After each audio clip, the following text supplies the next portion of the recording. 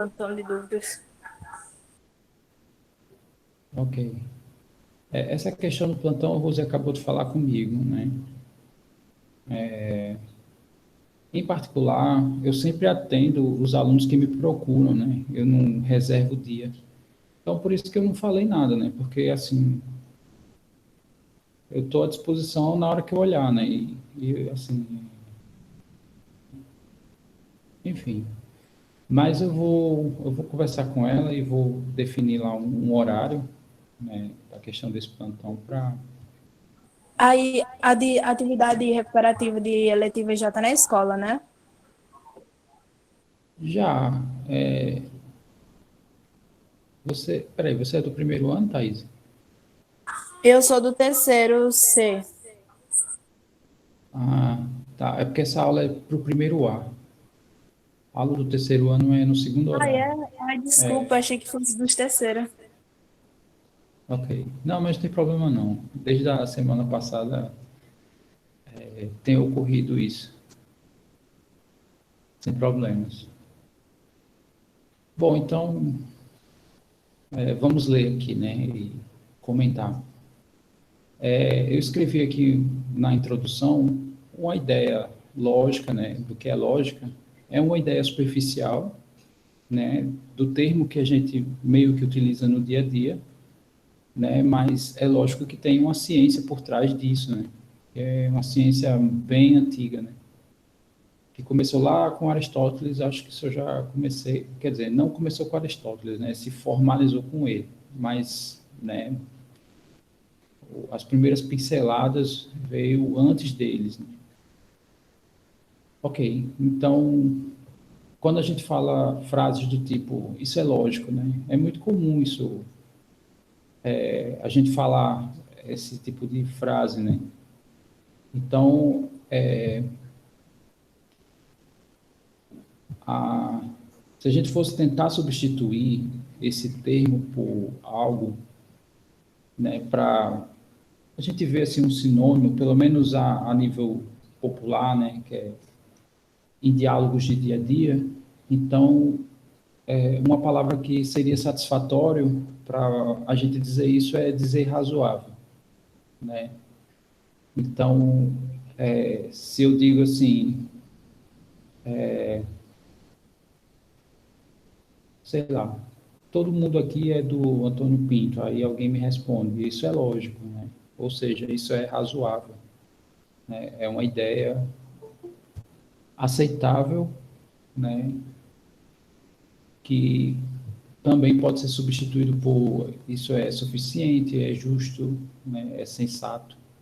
Então, essa é a ideia do nosso uso diário, quando a gente fala, né, essa frase, por exemplo. Porém, lógica é mais que isso, como eu falei, né? Ele é o estudo de métodos e princípios que distingue os raciocínios corretos e incorretos. Então, raciocínio para a gente aqui é sinônimo de argumento, né? Se, por exemplo, alguém diz, sei lá, dá uma afirmação qualquer, dizendo que, por exemplo, o Brasil já foi vendido. Então, assim, é uma coisa, uma frase dessa, por exemplo, né, é uma coisa que a gente não tem, nem todos têm muito embasamento para dizer se de fato isso é verdade ou não, né? Aí a pessoa vai, não, argumente, né? Ou seja, determine aí premissas que de fato nos levam a concluir isso. Então, isso é um raciocínio, né? Pelo menos até então, essas são ideias iniciais. Então, isso não significa, né, que uma pessoa que nunca estudou lógica não sabe argumentar, né? Que é o tipo da coisa. Para a gente saber escrever um texto, a gente não precisa fazer uma graduação de língua portuguesa, né? Qualquer um já tem esse domínio. Quer dizer, eu comentei exatamente esse exemplo, né, que está aqui no texto, né? Seria o mesmo que dizer que quem só sabe escrever é o professor estudante de língua portuguesa, né? Ou, sei lá, ou se marca para jogar, né? Uma pelada, né? Sei lá, algo do tipo. Só vai saber jogar, né? Quem for profissional, e não é assim, né? Porém, né, continuando aqui, porém, os que se aprofundam têm mais destreza na arte da argumentação. Então, é um pouco disso, né? A gente vai começar a estudar essas ideias de argumentação, né? Os argumentos corretos, no caso, né? Então, o método incorreto do raciocínio é chamado falácia, tá? E identificar elas e classificar elas também é um objeto da lógica. Então, vou dar aqui não, eu ia dar uns exemplos, mas eu acho melhor ler primeiro essa parte de premissas e conclusões, porque a premissa é o que dá suporte para você concluir algo. Porém, tudo são proposições, né? Ou seja, são frases, você, cada frase você pode dizer se é verdadeiro ou falso, tá? Bom, essa parte introdutória deu para entender a ideia do que eu escrevi aqui, essa ideia da lógica, né? Em resumo,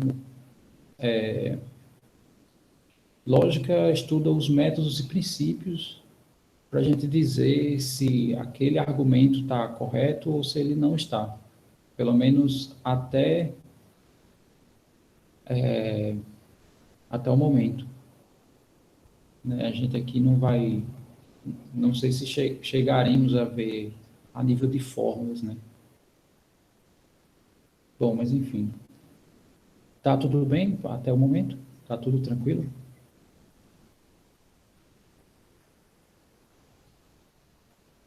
Sim, professor. Muito bem. Ok. Então, né, agora a gente vai, eu vou comentar aqui mais especificamente a ideia das premissas e a ideia das conclusões, né, que são afirmações provindas das premissas. Então, primeiro, eu escrevo aqui, né, que a inferência ele é um processo que nos permite concluir algo de informações aceitas anteriormente. Sei lá, imagine que você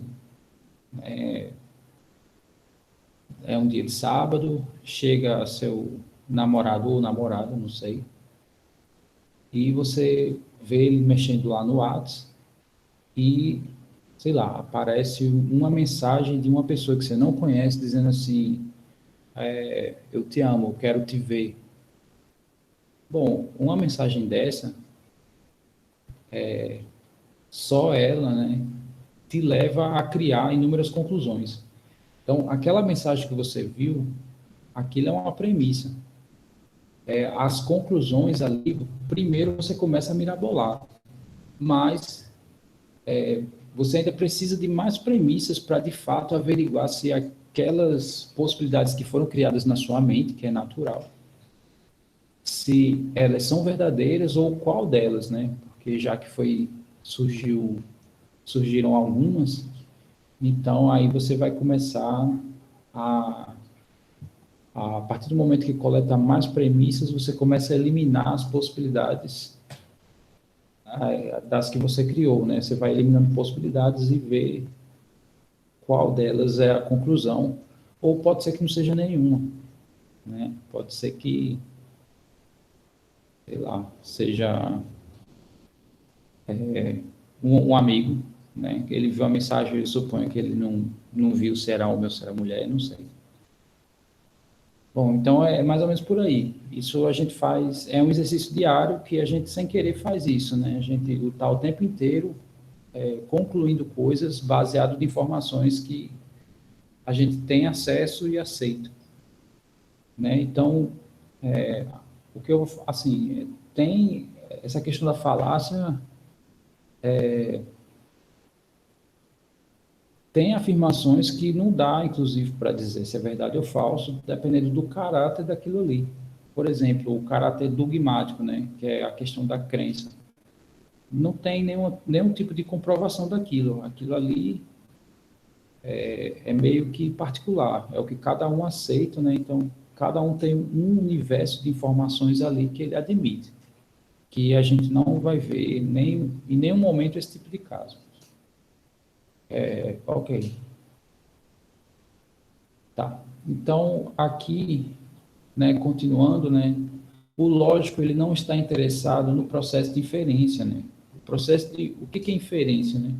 São ferramentas, né, que permitem a gente concluir.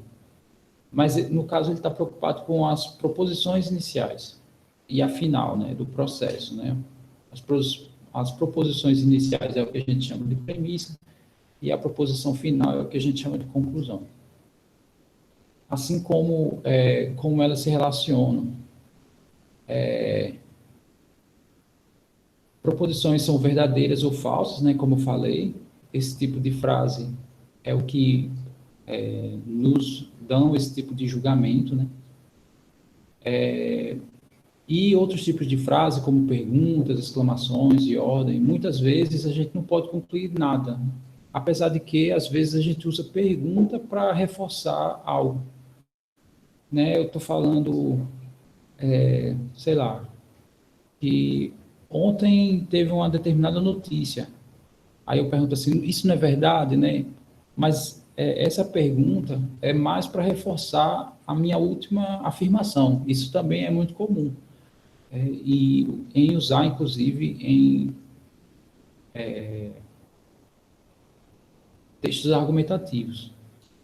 Mas, de toda forma, a pergunta, né, uma ordem que você dá, elas não são frases que cabe o julgamento de verdadeiro ou falso, né? Então, uma sentença, ou também dita oração declarativa, possui um verbo flexionado e é o tipo de frase que pode se dizer se é verdadeiro ou falso. Então, deixa eu só ver aqui se vai entrar na classificação. Vai entrar na classificação que já vai começar os exemplos, né? Eu ia dar exemplo, mas na verdade já tenho exemplos aqui. Então, a diferença entre proposição e sentença é que a proposição pode ser visto como o significado da sentença. É como assim? Aí vamos ver aqui os exemplos, né? Exemplo 1, Carlos admira Vera. E o exemplo 2, Vera é admirada por Carlos. Bom, as duas frases querem dizer, né, falam da admiração de Carlos, né, para Vera. Agora está em ordem invertida aqui, né?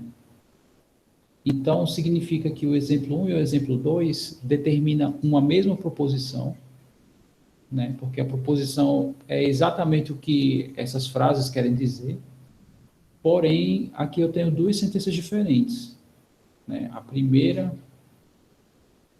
ela explicita aqui o fato do Carlos admirar, né? Então, ela coloca aqui o Carlos como ativo na ação, e a segunda frase coloca a Vera como passiva de uma ação, né? Então, as estruturas diferentes, né, das frases me levam a sentenças diferentes, porém, o significado é idêntico. E o significado é o que a gente chama de proposição. Então, para determinar a proposição que reflete aqui o exemplo 1 e 2, eu posso escolher qualquer uma delas, né, já que a ideia das duas é exatamente a mesma. Então, aí eu escrevo, né, que aqui nós temos duas sentenças diferentes e uma única proposição, né? Outra informação interessante é que existem sentenças que estão inseridas em sua respectiva linguagem, que determinam a mesma proposição, como mostra os exemplos adiante. Então, assim, o que ele está falando é que, em linhas gerais, né, antes de ler os exemplos, é que tem sentenças idênticas, mas que são escritas diferentes porque depende, né, dos contextos que elas estão sendo aplicados.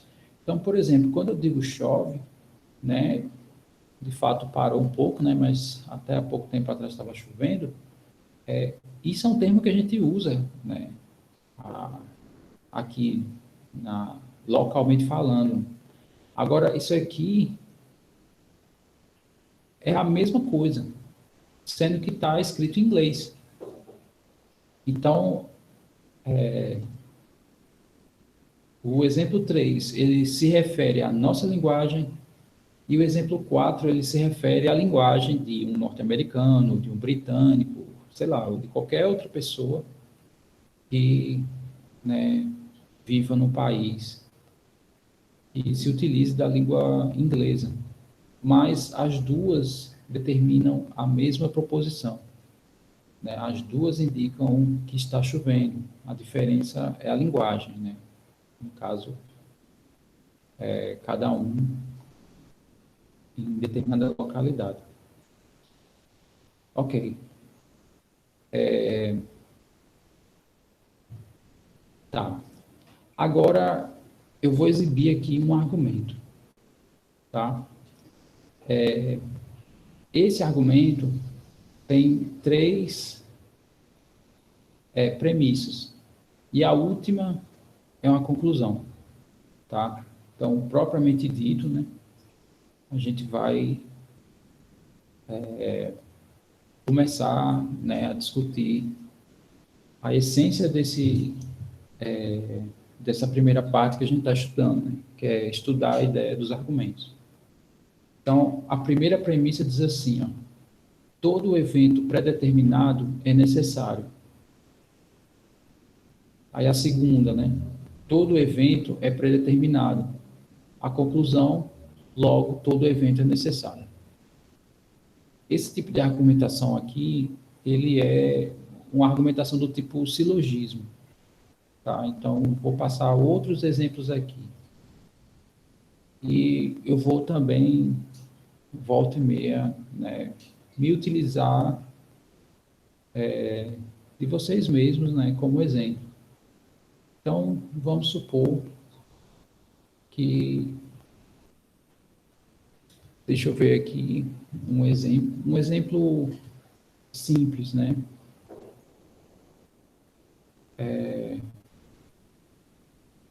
Vou colocar assim, ó, todos nessa sala são estudantes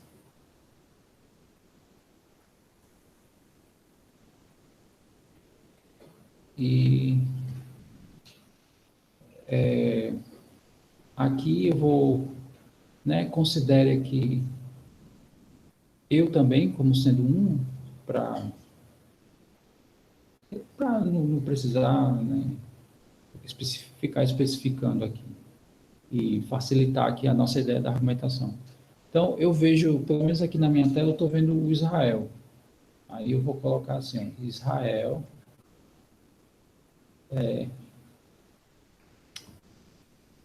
está na sala.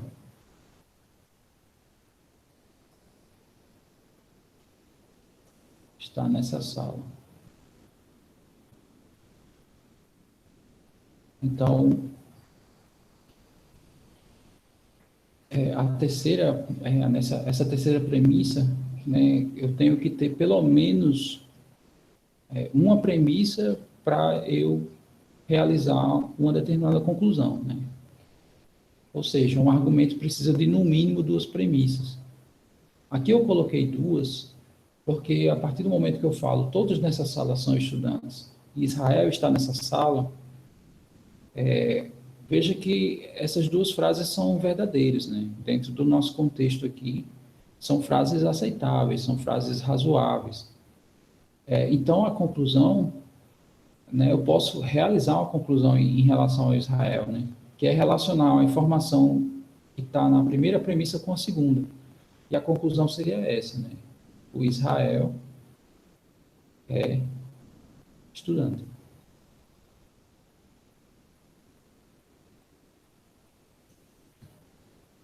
Então, as frases 1 e 2 são as premissas, né? E a 3 é a conclusão. Veja que lá no documento eu coloco aqui, ó, a palavra logo. E o logo, ele é um termo que a gente utiliza para concluir. Aqui eu poderia colocar portanto, aqui eu poderia colocar segue, né? Ou aqui eu poderia colocar, dependendo da conjugação, tens, tem-se, ou se tem, ou tem, né? Ou temos, né? Aí depende da conjugação do texto, né? Eu coloquei alguns tempos verbais possíveis. O logo não, ele parece ser atemporal. Mas essa é a estrutura do silogismo, né? Essa é a estrutura que foi estabelecida pelo Aristóteles. Porém, aqui eu posso reescrever essa mesma argumentação aqui, trocando a ordem. Tá? Eu posso trocar as ordens dessas frases aqui. Então, eu posso dizer assim, o Israel é estudante, e suponha que eu vou preservar o meu argumento, eu só vou escrever diferente.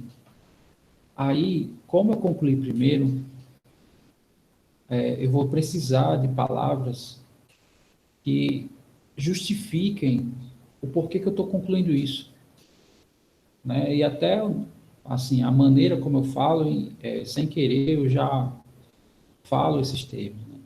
Então, aqui entra os porquês, né? Então,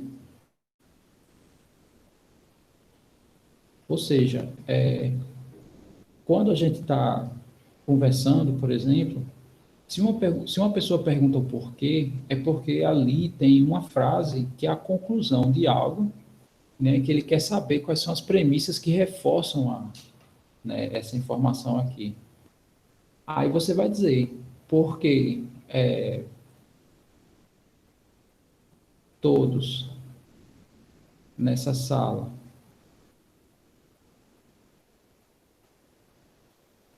são estudantes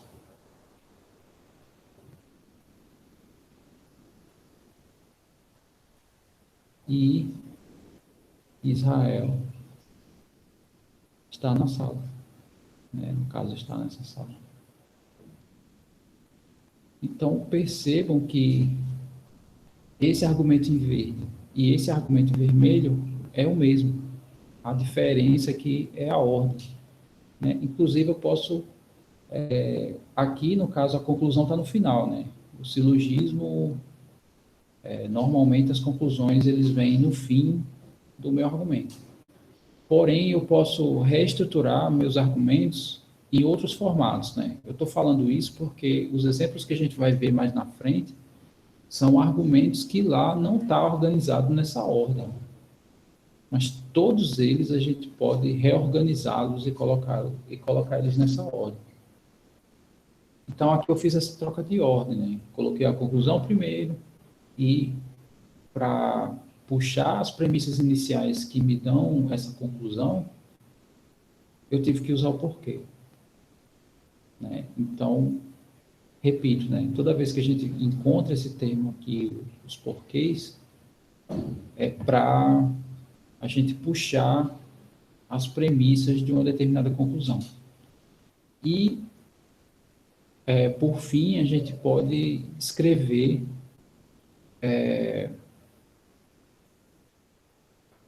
com a conclusão no meio. Não necessariamente pode ser no fim ou pode ser no início, pode ser que esteja no meio do texto. Então, eu posso dizer assim, né, uma maneira de escrever com a conclusão no meio do texto é eu dizer, por exemplo, todos nessa sala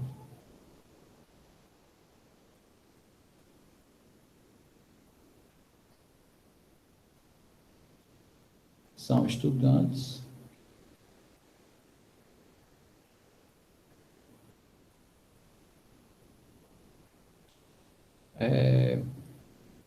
logo. Israel é estudante,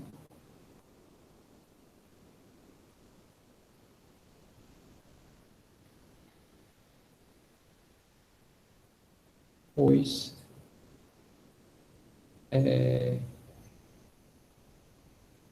pois Israel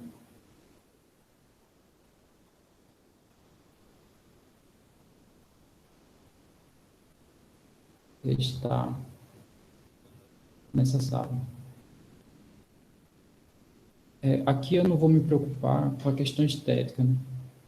Porque numa redação, por exemplo, eu estou repetindo muito a palavra Israel, né? E aqui a gente substitui por ele.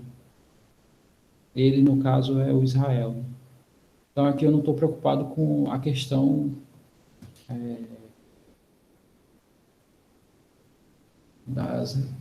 nem do pragmatismo, né, da língua portuguesa e nem de certas regras. Assim, em vários momentos eu vou pedir ajuda de vocês, né, nessa questão das regras e tal, da língua.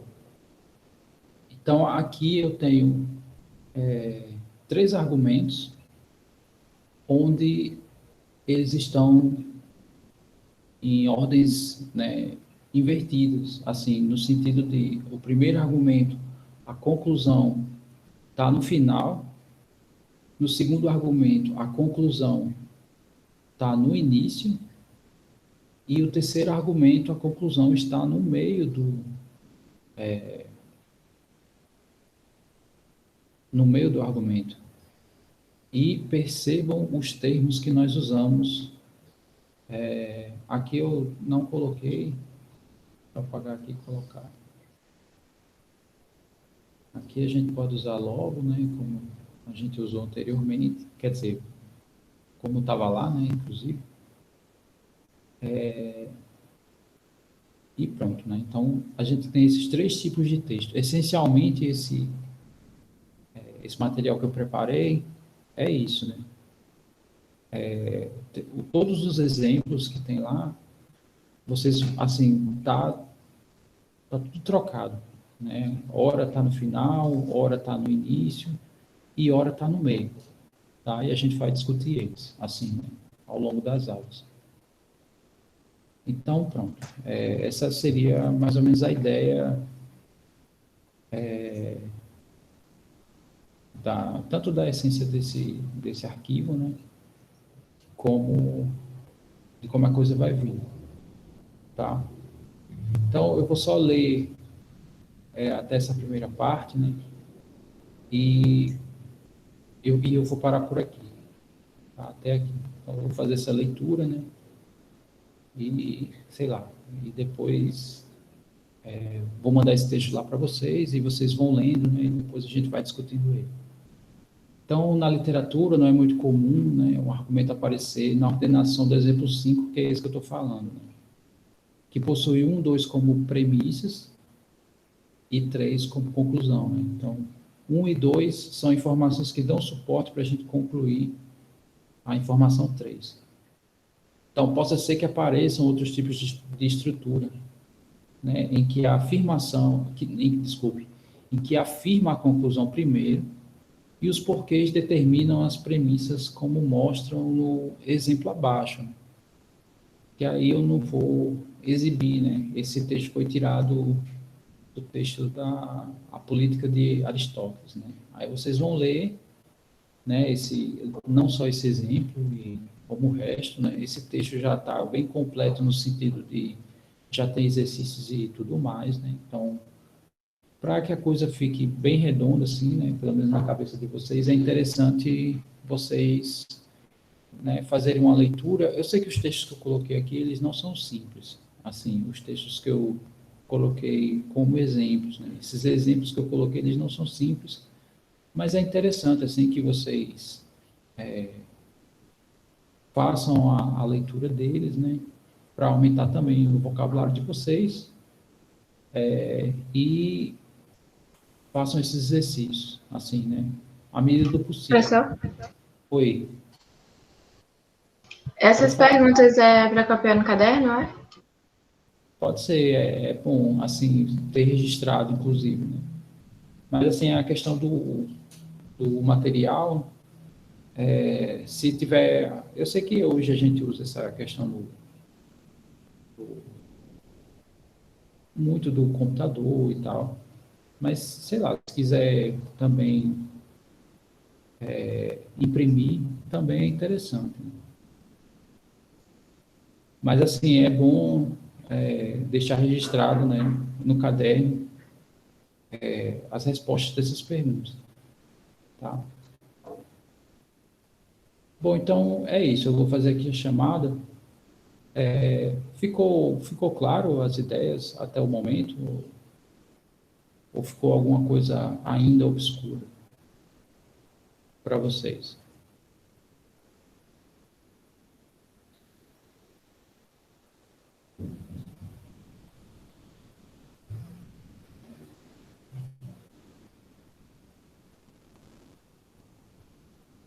Eu vou interromper aqui.